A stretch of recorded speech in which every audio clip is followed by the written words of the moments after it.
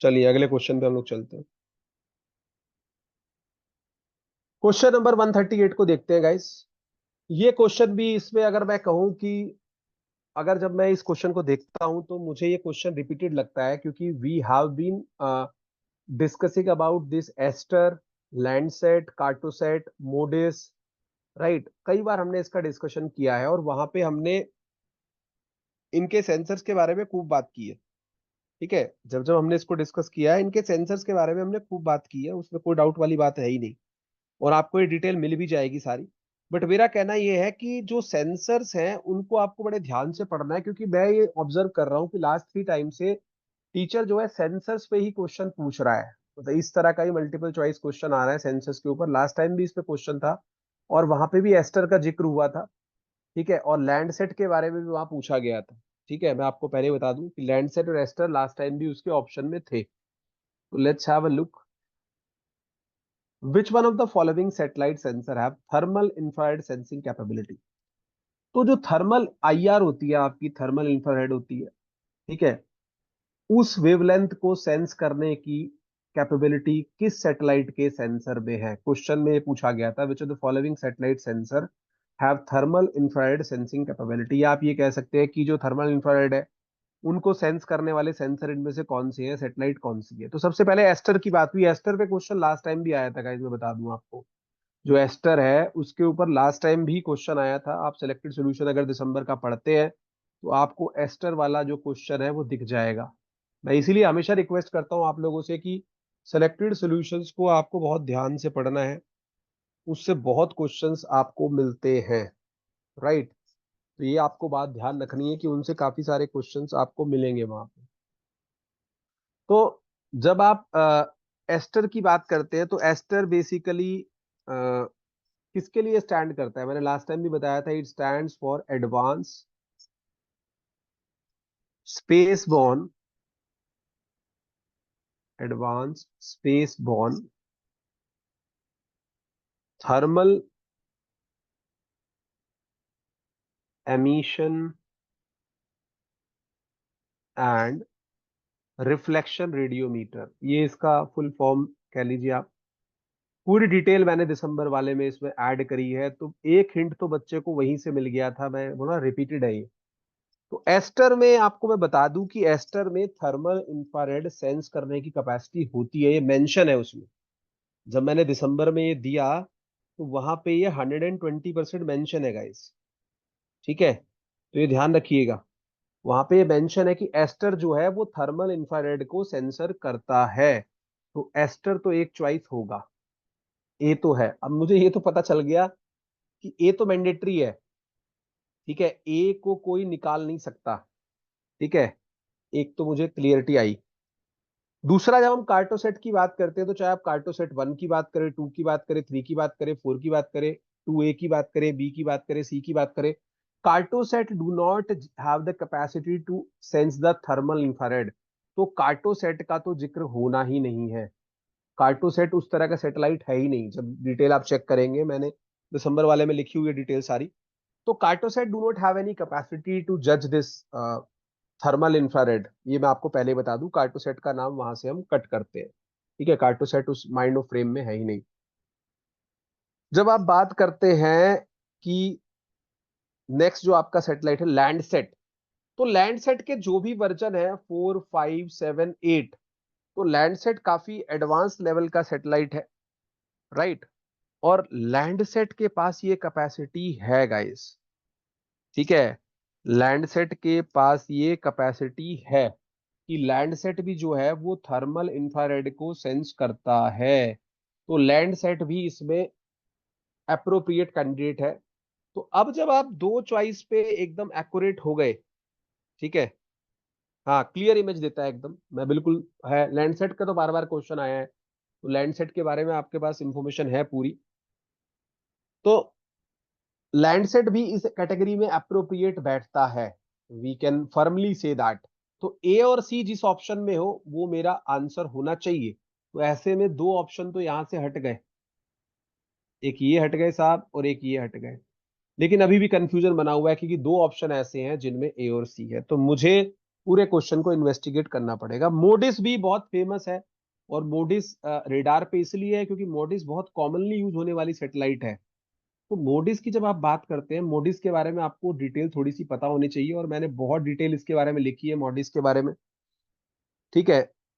मोडिस का जो full form होता है वो आपको पता होना चाहिए। It is moderate resolution. ठीक है, moderate resolution imaging spectro radiometer, या स्पेक्ट्रोमीटर भी कह सकते हो आप। और मोडिस में दो आपके होते हैं आंसर, एक टेरा और एक एक्वा।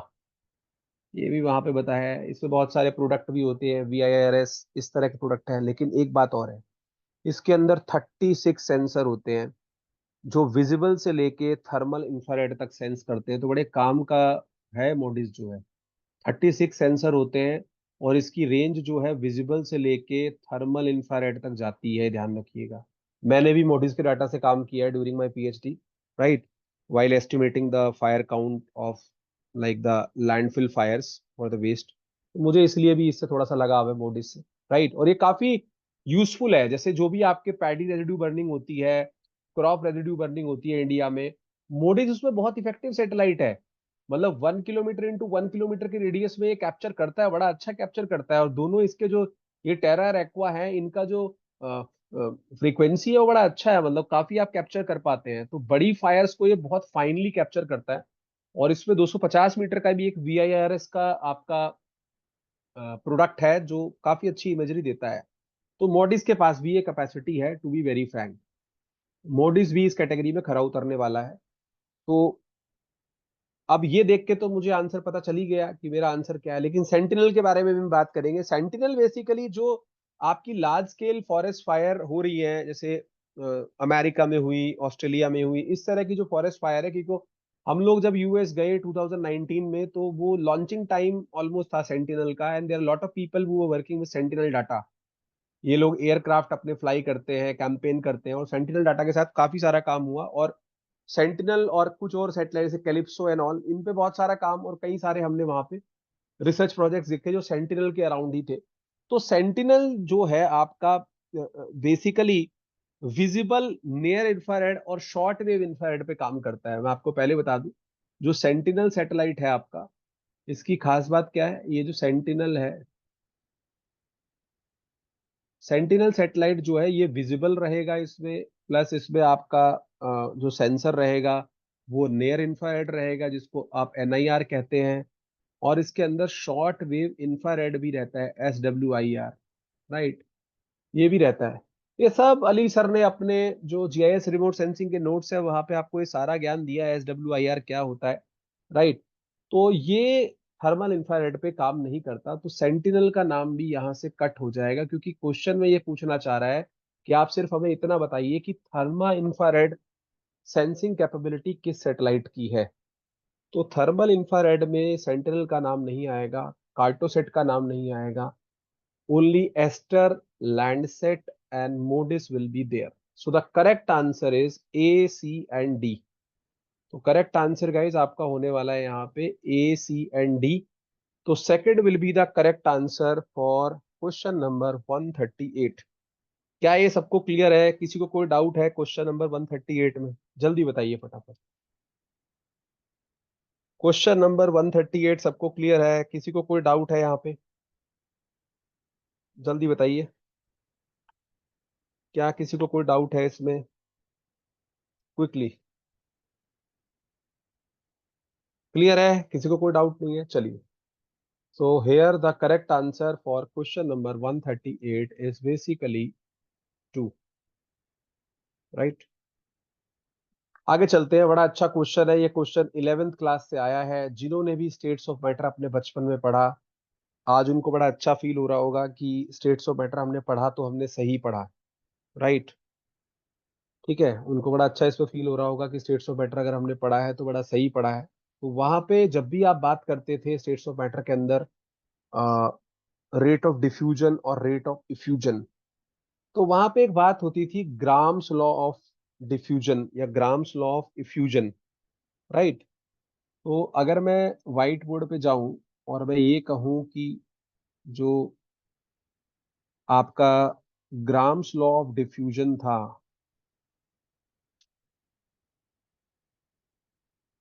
डिफ्यूजन और इफ्यूजन, कुछ भी कह लीजिए, आपकी मर्जी है, और इफ्यूजन, उसमें जो रेट ऑफ डिफ्यूजन थी, रेट ऑफ डिफ्यूजन कहो, ठीक है, that was inversely proportional to under root of molecular weight of that gas. ये बस लॉजिक यहां पे लगना था कि किसी भी, अगर गैस का जो रेट ऑफ इफ्यूजन या डिफ्यूजन है वो इनवर्सली प्रोपोर्शनल होता है उसके मॉलिक्यूलर वेट के।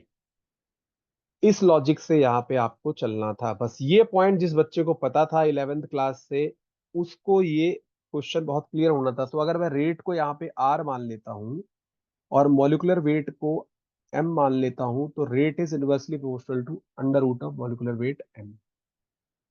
अब यहां से ये लॉजिक समझ में आया कि जिसका मॉलिक्यूलर वेट ज्यादा होगा उसकी रेट ऑफ डिफ्यूजन कम होगी। इसको हम ऐसे भी समझ लेते थे बचपन में कि जो बहुत मोटा है या बहुत हैवी है वो धीरे धीरे भागेगा।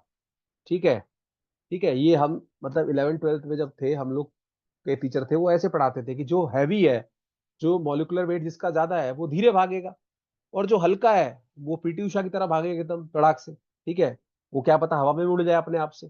तो जिसका मॉलिक्यूलर वेट कम है उसका रेट ऑफ डिफ्यूजन तो ज्यादा होगा फॉर श्योर। ठीक है, तो यही लॉजिक आपको इस क्वेश्चन में एप्लीकेबल करना था और कुछ भी नहीं था। This was the question of 11th and 12th। मैं आपको बता दूं जेई में भी ये क्वेश्चन आता है बार बार। ठीक है, और उसी वजह से मुझे रिमाइंड रहा कि ये तो सीधा उठा के यही पूछ लिया है क्वेश्चन जेई वाला ही। ठीक है, तो आजकल कोई फर्क तो होता नहीं है क्योंकि कंडक्टिंग एजेंसी सेव है, तो कुछ क्वेश्चन वहां के यहाँ और यहाँ के वहां हो जाते हैं टाइम टू टाइम। ठीक है, उसमें कोई इशू वाली बात भी नहीं है, अगर हो जाते हैं तो ठीक ही है। तो यहाँ पे हम देखते हैं इसको कि जो आपका क्वेश्चन नंबर 139 है, इसको देखिए जरा ध्यान से।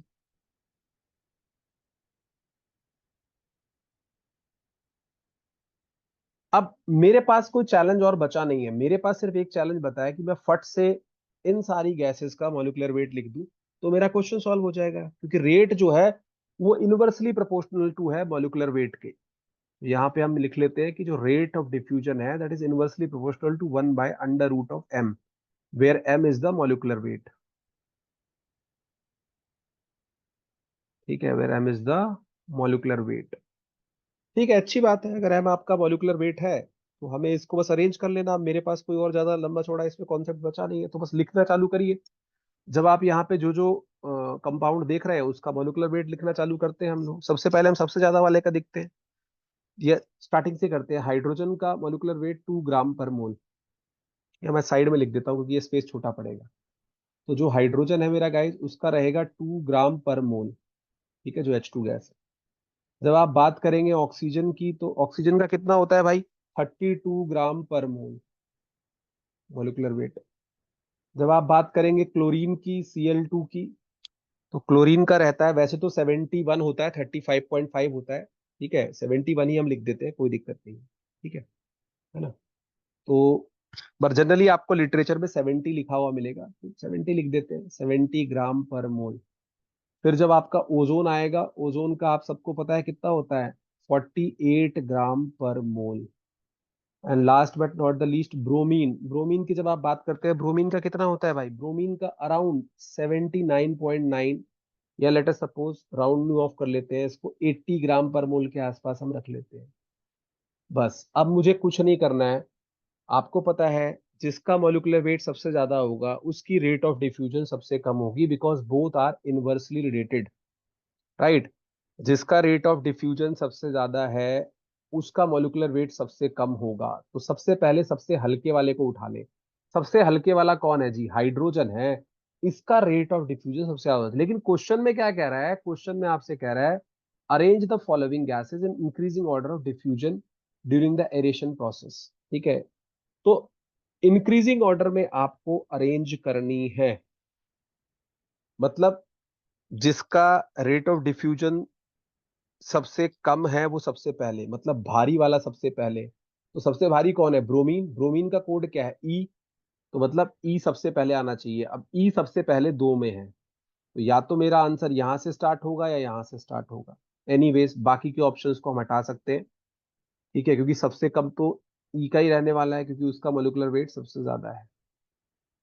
ठीक है जी।